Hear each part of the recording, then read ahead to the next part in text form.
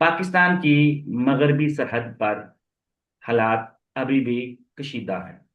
पाकिस्तान ने अपनी मगरबी सरहद पर हालात को साजगार बनाने के लिए अफगानिस्तान से पीस टॉक्स दोबारा शुरू की हैं, जो कि नाकाम हो गई हैं। इसकी हकीकत क्या है, आइए हम देखते हैं।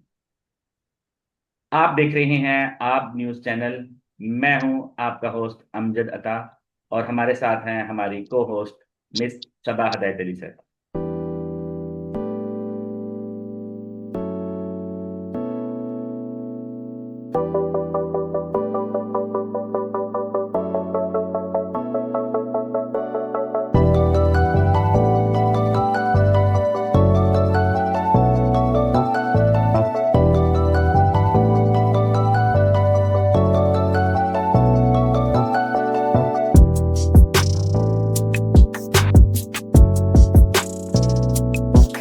मिस सबा, आज के टॉपिक के बारे में एक्सप्लेन कीजिएगा।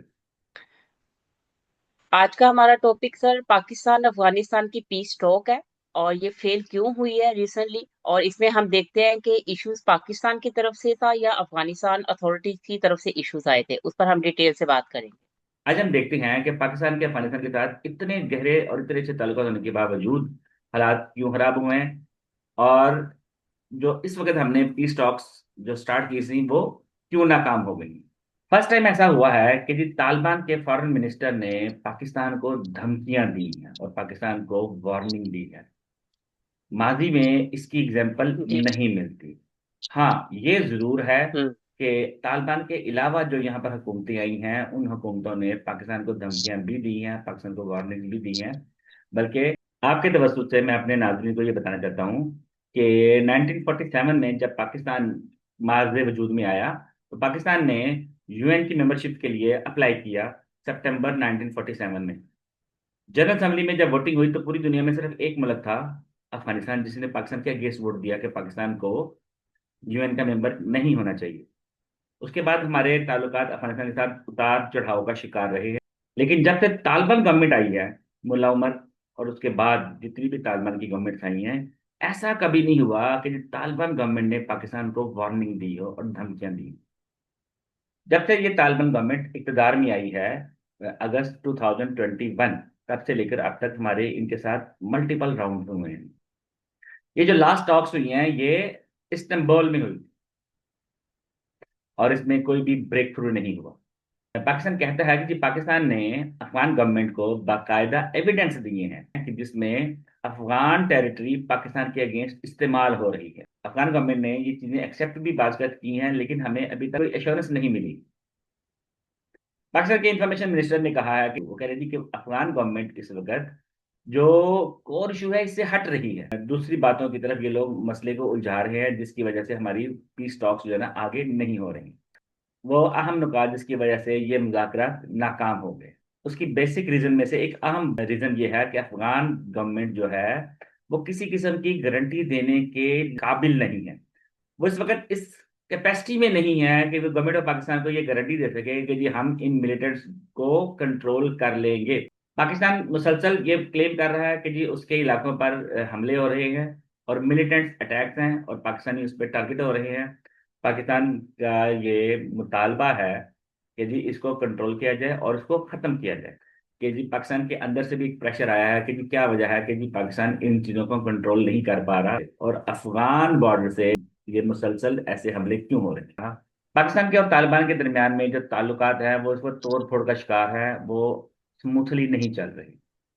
और इस वक्त तालिबान की जो इंटरनल गवर्नमेंट है, जो इंटरनल स्ट्रक्चर है, उसकी लेजिटिमेसी पर भी इस वक्त ना इश्यूज चल रहे हैं, क्योंकि दुनिया में चंद एक कंट्रीज हैं जिन्होंने तालिबान की इस गवर्नमेंट को एक्सेप्ट किया है। इस सिचुएशन में डिप्लोमेसी उस तरह नहीं परफॉर्म की जा सकती। बहरहाल फिर भी मेरी जाती राय ये है कि पाकिस्तान को डिप्लोमेटिक तमाम चैनल जो है ना उसको एक्टिवेट करना चाहिए। जो काम आप डिप्लोमेसी से ही कर सकते हैं वो ज्यादा बेहतर है। ये कि पाकिस्तान और अफगानिस्तान के दरमियान में क्लैशेस इतने बढ़ जाएं कि हम आपस में लड़ना शुरू कर दें। अगर हमारा वेस्टर्न बॉर्डर एक्टिवेट हो गया, यहाँ पर लड़ाई बढ़ गई, तो इसका फायदा डेफिनेटली हम्म। ईस्टर्न साइड पे इंडिया जरूर उठाएगा। हमें इसका बहुत ज्यादा ख्याल रखना चाहिए। कुछ सजेशंस ये हो सकती हैं कि जी जब भी अब एक तो ये है कि जी जो न्यू टॉक्स है ना वो बहुत जल्द शुरू हो जानी चाहिए। पाकिस्तान को ये कोशिश करनी चाहिए कि जितनी जल्दी हो सके इस पीस प्रोसेस को शुरू किया जाए। 100% हमें ये श्योरिटी मिलनी चाहिए कि हमारे वेस्टर्न बॉर्डर पर किसी किस्म का क्लैश नहीं होगा। लेकिन जब भी ये टॉक्स हों तो उसमें हमें हम्म ये लाजमी ये चीजें शामिल करनी चाहिए कि ये अब मिलिटेंसी जो है ना वो कंट्रोल होगी 100%।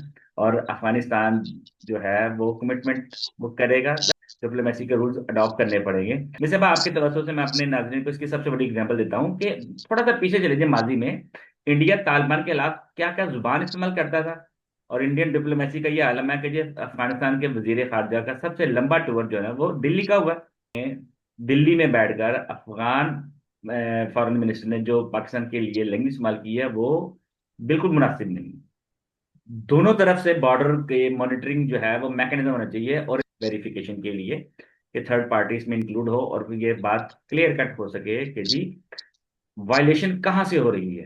क्योंकि अफगानिस्तान की बात कर हम पे ना इस तरह हम्म के इल्जाम लगाने शुरू कर देता है, फिर थर्ड पार्टी वेरिफिकेशन हमारे पास होनी चाहिए। मीडिएटर के तौर पर थर्ड पार्टी को इंक्लूड करना चाहिए। थर्ड पार्टी जो रीजनल प्लेयर्स हो सकते हैं। इस वक्त कतर, हम्म दोहा में अक्सर इस तरह के काम होते हैं। अभी रिसेंटली इस्तांबुल में हुआ है।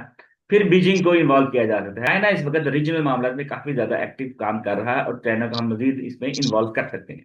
सिर्फ बातचीत ही नहीं बल्कि एक जॉइंट इन्फोर्समेंट मैकेनिज्म भी स्टेब्लिश होना चाहिए जिसमें पाकिस्तान और अफगानिस्तान मिलकर काम करेंगे। दोनों तरफ के हुकूमतें और दोनों तरफ की लॉ इन्फोर्सिंग एजेंसीज जो है वो मिलकर काम करेंगी कि ताकि दोनों कंट्रीज को ये कंफर्मेशन मिले कि जी दूसरे की सरजमीन उसके खिलाफ इस्तेमाल नहीं हो रही। एक और इशू बड़ी देर से चल रहा है वो है जी पाकिस्तान और अफगानिस्तान का बॉर्डर। वह है जी ड्यूरेंट लाइन। ड्यूरेंट लाइन जो है इस पे अक्सर जी सर। एतराजात पाकिस्तान वाली साइड से आते रहते हैं। पाकिस्तान को चाहिए इस पे भी उनसे बातचीत करे कि जी ड्यूरेंट लाइन जो है ना ये ऑलरेडी बनी हुई है और ये पाकिस्तान बनने से पहले का वाकया है। ये ब्रिटिश गवर्नमेंट का अफगानिस्तान के साथ मिलकर ये मुआहदा हुआ था। एक अंग्रेज ऑफिसर की सरबराही में ये लाइन ड्रॉ हुई थी जिसका नाम ड्यूरेंट था, उसकी वजह से हुआ है। DGISPR ब्रीफिंग के की पॉइंट्स। लेफ्टिनेंट जनरल अहमद शरीफ साहब जो है उनका बयान है कि टेररिस्ट सेंटर्स जो हैं अलकायदा, ISIS और दूसरे ये अफगानिस्तान के अंदर मौजूद है। अगर हम माजी में देखें तो अलकायदा की एग्जिस्टेंस यहाँ पर हमें मिलती है। हम्म दाइश के बारे में बिल्कुल सर। रिसेंटली ये कुछ इतलात हैं जो कि गवर्नमेंट ऑफ पाकिस्तान ने DGISPR ने भी ब्रीफिंग में कहा कि जी दाइश इस वक्त यहाँ पर मौजूद है। और कुछ और भी यहाँ पर मिलिटेंट्स मौजूद हैं जिसमें से TTP भी है।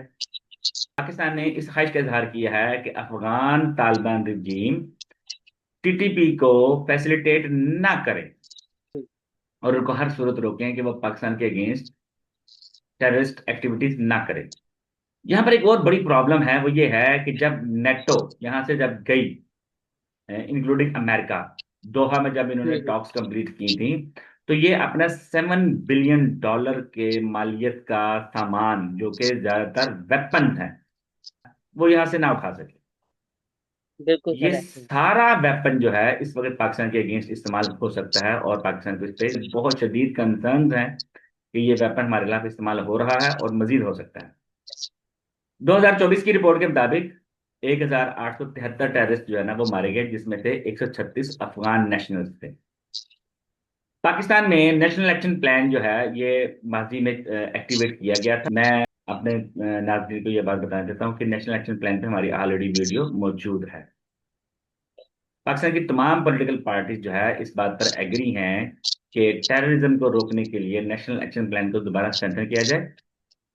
बलूचिस्तान में और KPK में जो इस वक्त टेररिस्ट एक्टिविटीज हो रही हैं उनको रोका जाए। जैसा कि हम देखते हैं कि पाकिस्तान की जो फॉरेन पॉलिसी है अपने वेस्टर्न जो है कंसर्न बॉर्डर को लेकर, सर वो हम देखते हैं कि करंट सिचुएशन में बहुत कमजोर है। जबकि हम इंडिया को देखते हैं वो उसके नजरियाती जो है वो पहलू भी नहीं मिलते और वो बड़ी स्ट्रांगली वहां बैठकर हमें जो है ना थ्रेट भी कर रहे हैं।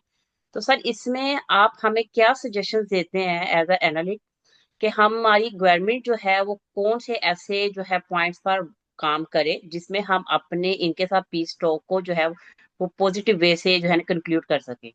जैसा कि आप जानती हैं कि इंटरनेशनल अफेयर्स में जब भी हम बात करते हैं डिप्लोमेसी, इसको कभी बंद नहीं किया जा सकता। डिप्लोमेसी का रास्ता कभी बंद नहीं होता। दुनिया बिल्कुल में सर। सबसे बड़ी जंग, सेकेंड वर्ल्ड वॉर, इसका फैसला भी टेबल टॉक्स पर हुआ था। डेफिनेटली दुनिया इस पर ये बात सोचने के लिए तैयार है कि जब हिंदुस्तान की तरफ से हमें जंग बंदी की रिक्वेस्ट आती है, ये मार्का हक, अभी जो कुछ अर्सा पहले जो मार्का हक हुआ, हिंदुस्तान ने हमें जंग बंदी की रिक्वेस्ट की और हमने फौरन एक्सेप्ट कर ली। जी सर। इधर इस तरह के मामला क्यों नहीं हो रहे? वजह इसकी क्या बन हम्म। रही है कि जी हम अफगानिस्तान के साथ लचक हमें दिखानी चाहिए, क्यों नहीं दिखा रहे? जी। डिप्लोमेटिक फ्रंट को हमें इन्वॉल्व करना चाहिए, इसमें कोई शक नहीं है कि अक्सर कंट्रीज ने अभी तक तालिबान गवर्नमेंट को रिकॉग्नाइज नहीं किया, तो हिंदुस्तान ने भी नहीं किया। लेकिन हिंदुस्तान भी तो बात कर रहा है ना, हम्म। बल्कि सबसे लंबा टूर इनका न्यू दिल्ली का हुआ था, तो हमें भी चाहिए, हम भी इनको बिल्कुल। ऑफर करें। आखिरकार ये मामला सब, आप भी इंटरनेशनल रिलेशन की आप भी एक्सपर्ट हैं, आपको भी इस बात के बारे में पता है कि इस तरह के मामला आकर टेबल टॉक पर ही खत्म होते हैं। आफ्टर ऑल यहाँ पर बिल्कुल सर। पीस टॉक से ही काम चलेगा। जंग किसी मसले का हल नहीं होती। ये बात भी आप जानती हैं कि खून को साफ करने के लिए खून का इस्तेमाल नहीं होता। तो हमें चाहिए कि हम बड़ेपन का मुजाहरा करें और फिर ऑफर करें, अपने मुख्तलिफ दोस्तों के साथ मिल के उनसे बातचीत करें और उनको कायल किया जाए कि जी पाकिस्तान तो दोस्ती चाहता है, और ये दुनिया को भी साथ साथ बताए कि जी हम तो दोस्ती चाहते हैं। रीजनल पार्स के अलावा आप यूएन को भी इसमें इन्वॉल्व कर सकते हैं जी, यूएन को जी सर। बिठाएं कि जी हम तो चाहते हैं कि जी हमारे दरमियान और अफगानिस्तान के दरमियान में दोस्ती हो। जी सर, आपने बहुत अच्छी हमें ऑप्शन दी, लेकिन दूसरी तरफ हम ये देखते हैं कि जैसे कि अभी आपने एक्सप्लेन किया कि 7 बिलियन डॉलर का जो है वेपन्स जो है वो यहीं पर छोड़कर गए हैं जब यूएसए यहाँ से मूव किया है। और सर अभी टीटीपी, अल कायदा, आईएसआईएस जो है वहां पर सबका एक जो है ना इत्तेहाद हो चुका है, और वो सब के सब मुत्तहिद होकर पाकिस्तान ही के अगेंस्ट काम कर रहे हैं। तो सर क्या इसमें आपको लगता है कि हमें पाकिस्तान को अपने रीजनल प्लेयर्स के अलावा यूनाइटेड नेशन में ये मामला उठाना चाहिए? क्योंकि सर अगर वो सब मुत्तहिद हो जाते हैं तो हमारे लिए ये सिचुएशन बहुत हार्ड हो जाएगी। जी बड़ा वैलिड क्वेश्चन आपने पूछा है कि $7 बिलियन का असलहा अमेरिका वहां छोड़ के गया है, और वो जी। लेटेस्ट वेपन है। और ये वेपन दुनिया के जो बड़े टेररिस्ट ऑर्गेनाइजेशंस हैं वो इसको अगर यूज कर लें तो दुनिया में और भी तबाही आ सकती है। और मैं आपकी बिल्कुल इस सर। बात से 100% मुत्तफिक हूँ।